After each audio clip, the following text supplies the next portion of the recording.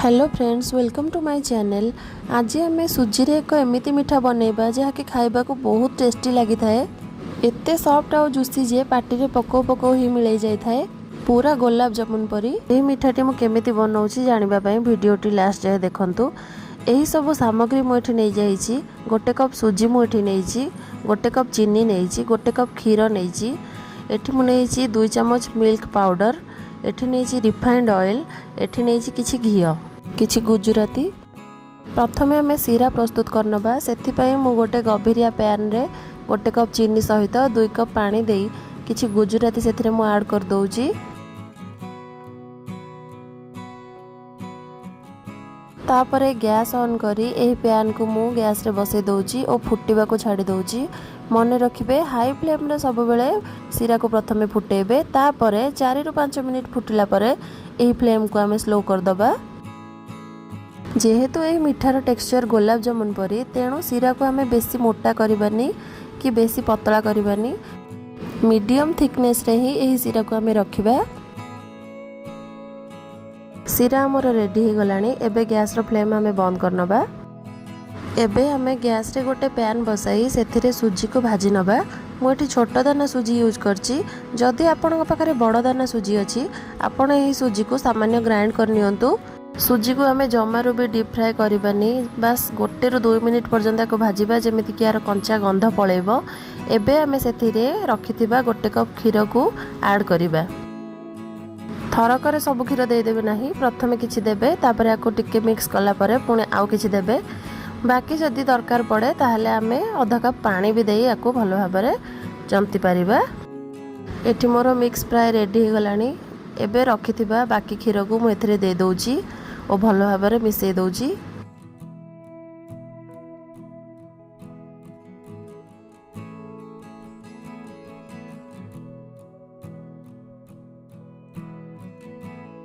एठी मु सामान्य पानी यूज करची, 1 रु 2 चम्मच पानी मात्र मु एठी यूज करची और भलो भाबरे मिक्स कर नउची।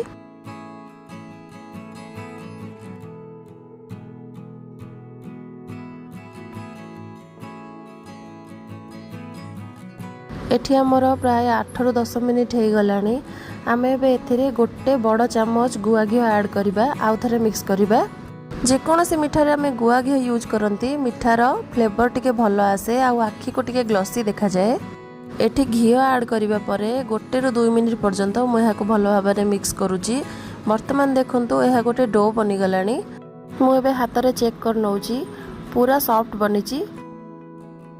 वर्तमान मु एठी गोटे थाली नै जाईची, सेथिरे मु गोटे चम्मच रिफाइंड ऑयल दे देईची और गोटे ब्रश साहाय्य रे मु एही तेल को चारियाडे स्प्रेड कर नउची। सेथिरे रखिथिबा डो गुड़िक दे दबा। तेल दबा द्वारा डो गुड़िक थाली रे लागिबो नाही। गरम थिबा टाइम रे ही आमे एथिरे 2 चम्मच मिल्क पाउडर ऐड करिबा और उषुम थिबा अवस्था रे हाथ साहाय्य रे आमे एहा को मिसै नबा। ये हाथ को सामान्य यह लागू थाए ताहले पुणी आधा चम्मच घी ऐड करिवे और भलो भाबरे यह को मिसै नेबे। वर्तमान मु यह को चकटी नेबी।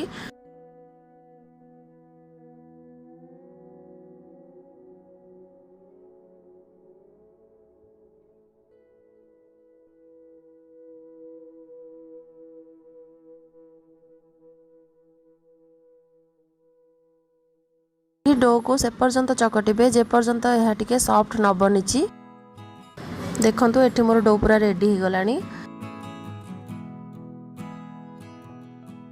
तमान 2 हाथ रे किछि घी को आमे अप्लाई करनबा, जेमिति कि एही डो हम 2 हाथ रे लागिबो नाही। देखंतु मु एही परि भाबरे डो को नै जाईची। एमिति हाथ साहाय्य रे गुळा करने तापरे आमे मिठा को शेप दबा। आपण को मन मुताबिक शेप आपण दे परिबे। मु एठी सामान्य लंबा शेप देइची, आपण चाहिले राउंड शेप भी दे परिबे। देखंतु एठी मोर मिठार डो को मु केमिति सुंदर शेप देई मिठा बनेबा पई रेडी कर नेइची। देखंतु केते सुंदर देखा जाउची। एहा को आमे गोटे जगह रे रखि नेबा। रखिथिबा डो को मु एही परि भाबरे गुळा रे बदलै देइची, जेमिति कि हमकु मिठा बनेबा पई सुविधा हबो। देखंतु एही परि सेम प्रोसेस रे मु सब मिठा गुडी को बनै नउची। एठी गोटे पर गोटे मोर सब मिठा प्राय रेडी हो गलानी।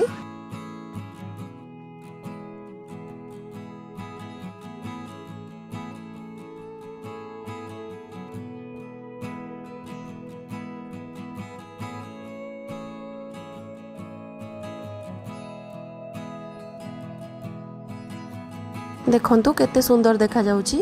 एबे हमें याकू छाणीबा पई तेल नबा पैन रे। सब बेले मन रखिबे एही मिठा छाणीला बेले फ्लेम सब बेले कम रहिबो, तेल बेसी तातीबो नाही, नहले मिठा गुड़िक आपणकर फाटिकी नष्ट हो जिवो। मोर भी गोटे एमती हेइतिला। हमें मु सामान्य टिके डो एथिरे पके देखि नउची। पूरा रेडी हमर एठी ऑयल हे जाइछि। एबे हमें सब मिठा गुड़िक कम आंच रे छाणी नबा।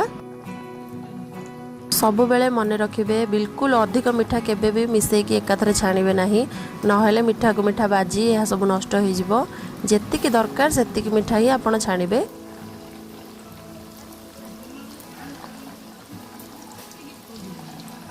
देखंतु मोर एठी मात्र 7टी मिठाई पैन ने धरला, मु तेणु 7टी मिठाई छाणीची। बाकी मिठा मु परे छाणी नेबी।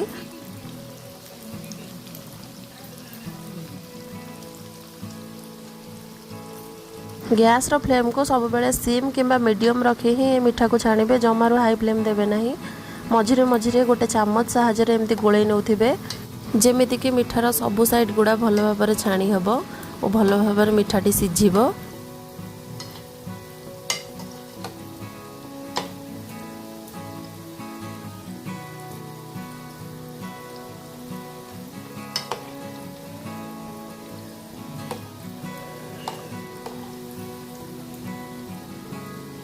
पाखापाखि 10 ରୁ 15 मिनिट पर्यंत यही मिठा को आमे छाणीबा। ता भितरे आमे कंटिन्यू एपरि भाबरे ओलट पालट करूथिबा।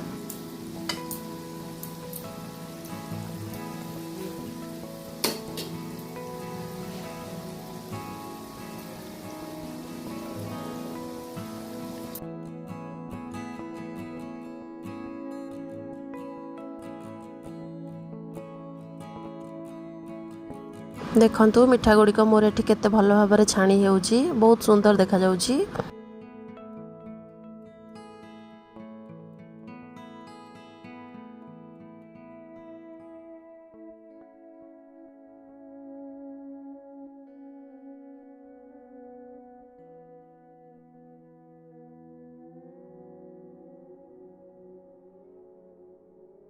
पाखापाखि 10 ରୁ 15 मिनिट आमर हो गलानी। आम मिठा गुड़िक भी ये भल भाव रेडी हो गलानी। देखंतु एहीपरि भाबरे चामच साहाय्य मिठा गुड़िक काढ़ी नेइची और सीरा रे डिप कर नेइची। सब बेले ध्यान रखिबे मिठा गुड़िक जेमती सीरा रे भल भाव बुड़ुथिबो, जहा फल रे सीरा को भल भाव सोक करि परिबो। सीरा रे पकेबा परे 30 ରୁ 40 मिनिट पर्यंत आमे याकू रेस्ट रे छाड़ी नबा। एबे देखंतु आम मिठा केमती सुंदर भाव रेडी हो गलानी। मु चामच साहाय्य भांगी आपनको देखे देबी। देखंतु केते सुंदर देखा जाउची, केते जुसी देखा जाउची, बहुत सॉफ्ट भी भितर बनिची।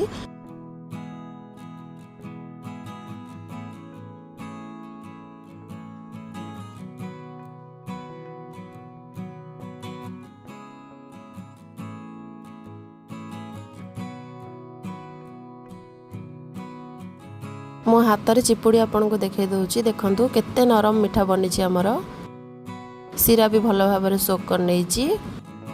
चामच साहाय्य देखंतु मु एठी भांगी देखे दउची केते नरम मिठा एठी हमर बनिची। निश्चय थरे एही मिठा को आपण घरे बनांतु, निजे खांतु और समस्तन को खुआंतु। जदि टेस्ट यार भल लागिला मो कमेंट सेक्शन रे निहाती जणांतु। आशा करूची एही रेसिपी रो भिडियोटी आपण मानको निहाती भल लागिथिबो। जदि भिडियोटी भल लागिथाय ताले लाइक करंतु, शेयर करंतु और जदि चैनल नुआ चैनल को सब्सक्राइब करबा को जमारो भी भूलिबे नाही। पुणी देखा हबो आउ एक नुआ रेसिपी सहित आउ एक नुआ भिडियो रे। से पर्यंत रहिली, धन्यवाद।